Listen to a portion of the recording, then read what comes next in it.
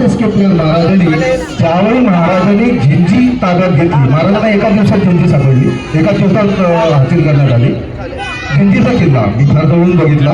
झिंजीचा किल्ला बाहेरनं छोटासा दिसतो, पण आतमध्ये 7 किल्ले, कृष्णगिरी, राजगिरी आणि चंद्रगिरी या 3 टेकड्यांवरती बांधलेला किल्ला महाराजांनी एका दिवसात काबीज केला. आणि त्याचा पुढचा इतिहास म्हणजे महाराष्ट्राची 3री राजधानी राजगड, रायगड आणि त्याच्यानंतरची 3री राजधानी महाराष्ट्राची ती म्हणजे झिंजीचा किल्ला.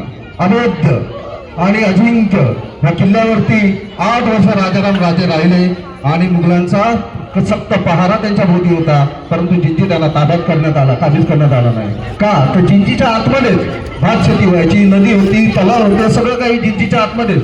त्यामुळे हा किल्ला लढत बसा, तिथे बाहेर काय, तिथे पहारे बसवा, काही करा, हा किल्ला कोणाला भेटूच शकत नाही. आणि हा झिंजीचा किल्ला म्हणजे ही दूरदृष्टी म्हणतोय महाराजांनी त्यावेळी की कधी जर महाराष्ट्र सह्याद्रीवरती संकट आलं तर आपल्या तिकडे दुसरीकडे बसता नसावं. ते त्यांच्या वेळी गरज नाही लागली, पण त्यांच्या राजारामाला त्याची गरज भासली. आणि राजारामाने रायगड त्यावेळी काबीज केला मुघलांनी, त्यावेळी झिंजीच्या किल्ल्यावरती आसरा घेतला. तामिळनाडू कुठे, महाराष्ट्र सह्याद्री कुठे, तामिळनाडू कुठे, तिकडे झिंजीचा किल्ला आणि महाराष्ट्र आणि झिंजीचा किल्ला, तिथे 3री राजधानी झाली झिंजीचा किल्ला.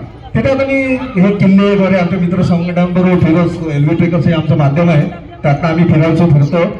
तर बरेचसे अभ्यासक, इतिहासतज्ञ यांच्याशी भेटगाठी झाल्या आमच्या. झिंजीच्या किल्ल्यासोबत फिरताना तिथे एक अग्निकेत वाघ म्हणून एक मित्र सापडले, त्यांनी पूर्ण झिंजी